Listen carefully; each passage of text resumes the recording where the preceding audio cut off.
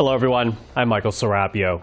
The Conservative leader took direct aim at the Prime Minister Thursday night, criticizing Justin Trudeau for testimony given at the foreign interference inquiry, in which the Prime Minister said an in-person briefing is what he relies on for priority issues. The Prime Minister was asked why he didn't do anything about this interference, even though he was warned in briefing notes, is that he doesn't read briefing notes.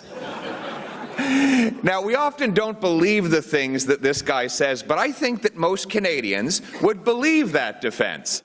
But the Prime Minister has pushed back on that criticism. Take a listen to what Justin Trudeau said during a housing announcement in Vaughan, Ontario. I read everything that is put in front of me. A Prime Minister takes in massive amounts of information and reads massive amounts of documents.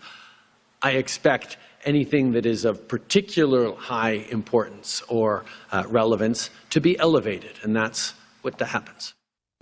Well, joining us now is our weekly journalist panel. Robert Fife is the Ottawa Bureau Chief for the Globe and Mail, Tonda MacCharles, the Ottawa Bureau Chief for the Toronto Star, and Joël-Denis Bellavance, the Ottawa Bureau Chief for La Presse. Hello to the three of you. Thanks for having us. So listen, let's start with these briefing notes, right? You know, the Prime Minister today, I guess clarifying his earlier testimony, because he says he reads everything but still does rely on in-person briefings to emphasize anything of importance, or at least what security officials think are important.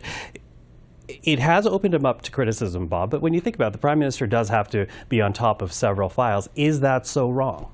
Look, what's going on here is the Prime Minister is trying to dodge a political bullet aimed at him that he was warned by CSIS in some documents that China had interfered in the 2019 and 2020 elections clandestinely and deceptively, and there was a whole range of issues of how they did this.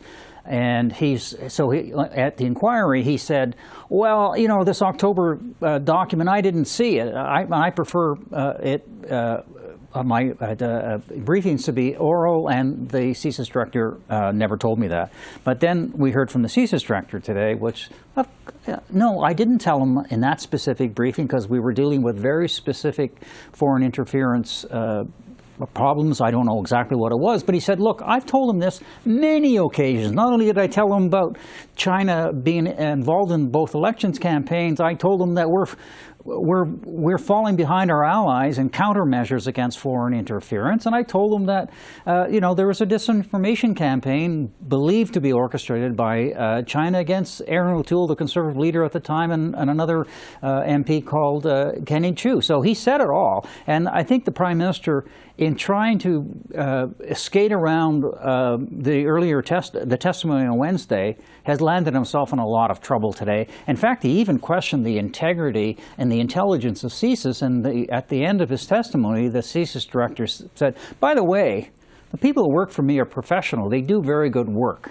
Mm-hmm. Well, and I'll get to that in a second, but first and foremost, on the Prime Minister essentially saying, yeah, I read everything now, and this is what we heard. What's your reaction to it?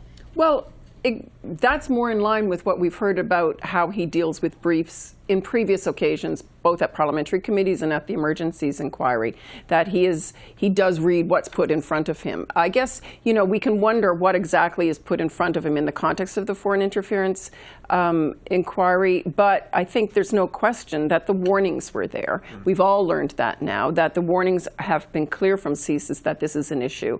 And I think it's still very much, I think, an issue at play as to how exactly the government has acted on some of the specifics, a lot of which we still don't know, right? A lot of this is still in classified documents and in briefings. So I'm hoping that we get a clearer picture of how they specifically responded to specific warnings. Right now, we don't have a clear picture of that. My takeaway from the last couple of weeks is, you know, I wonder if we have the right warning systems in place and if they act quickly enough to alert political parties and the public. And I also wonder if the political parties themselves, you know, in assuming that they know more about the electoral system and what is or isn't interference, are really taking it seriously enough. Perhaps, maybe if they think that CSIS doesn't understand how a nominations process works, well, bring them in and explain it. Show their work. Stop telling them, show it. Yeah. Joël-Denis? Well, coming back to the files, whether the Prime Minister reads them or not, every Prime Minister has his own style. Like, I mean, Jean Chrétien demanded that a briefing note be on one page only so he could read it, whereas Stephen Harper would read everything on everything, including equalization payments. He would have a big file like this. He would read them all. Paul Martin would like quiz all the bureaucrats over everything for hours on end. Yeah, and so Mr. Trudeau has obviously his own style. I'm sure he's kept informed of everything. So is there some kind of plausible deniability in this file? Well, who knows? But I am very happy that the last person who was on the stand in the commission for this part of the work was David Vigneault, because he did set called back he called back to clarify some things, but he did put things in a very broader perspective, and I think I understand better now how it works and how it did work thanks to that testimony. But a few takeaways on my part.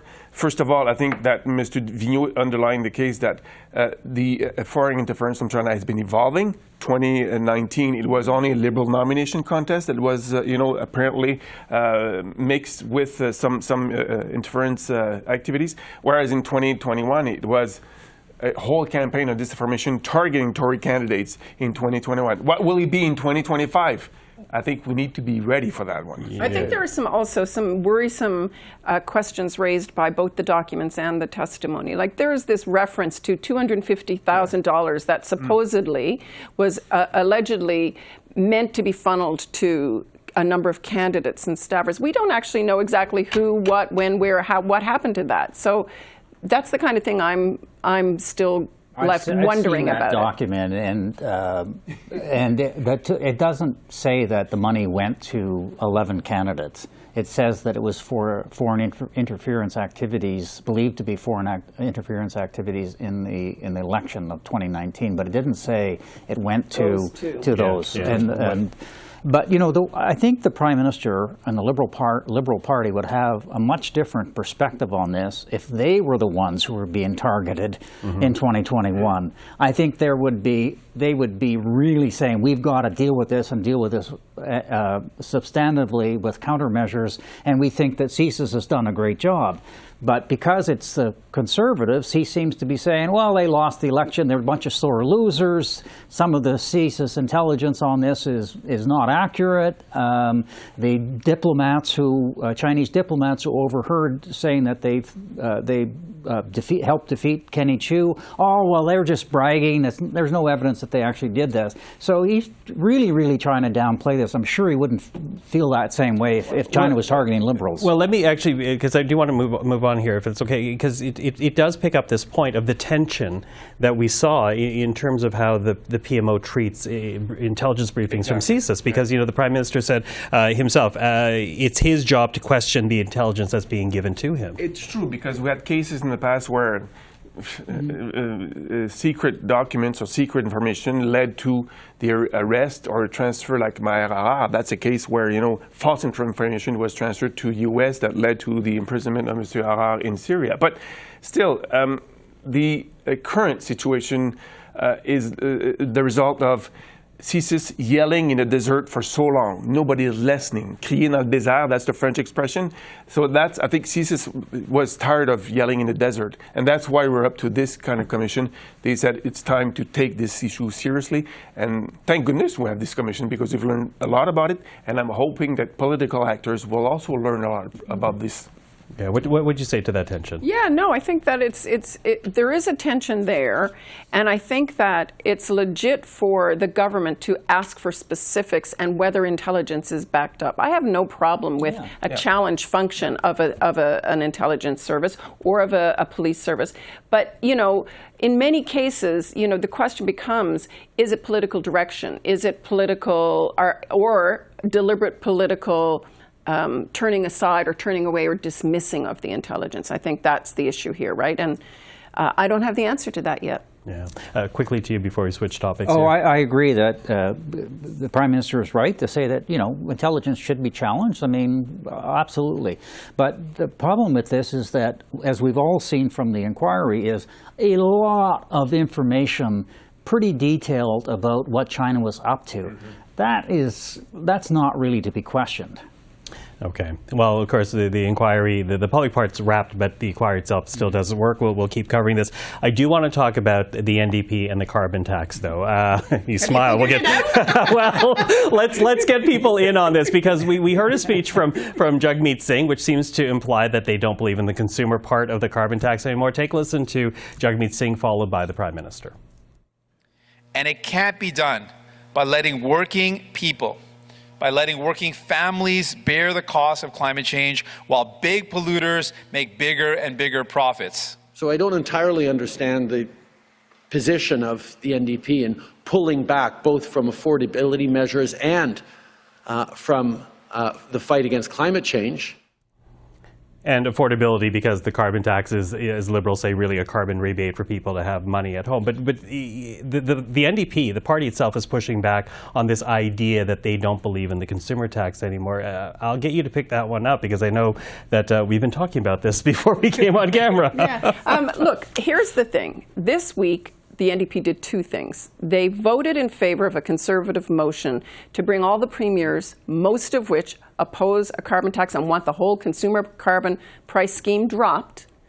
The NDP supported that. And when asked to explain their vote, they started talking about alternatives.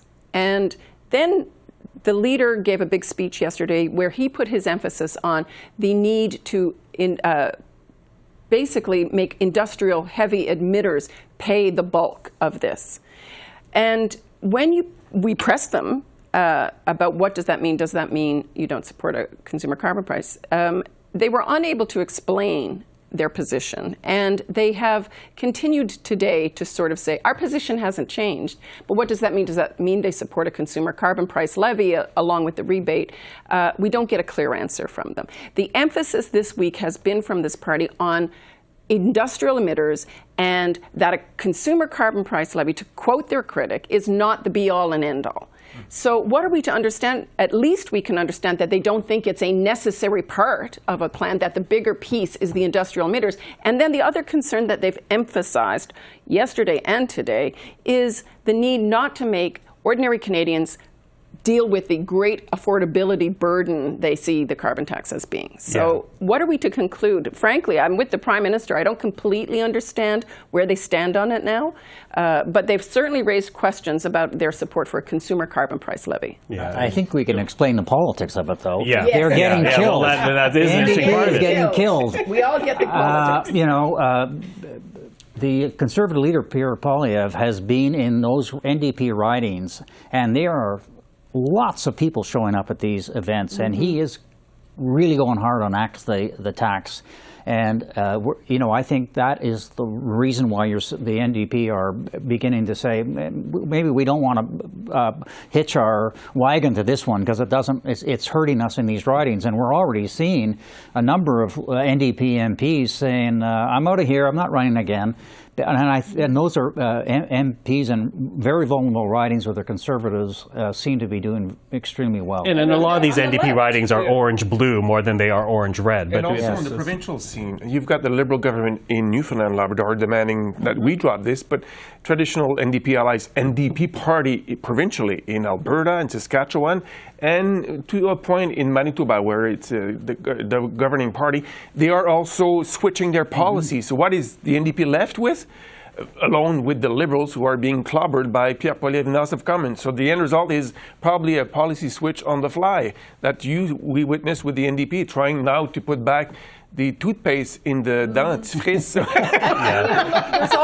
They are also going to take a hit on the left of their own party, because there are climate action activists within the NDP's ranks that will not like the idea of ditching support for a consumer carbon price.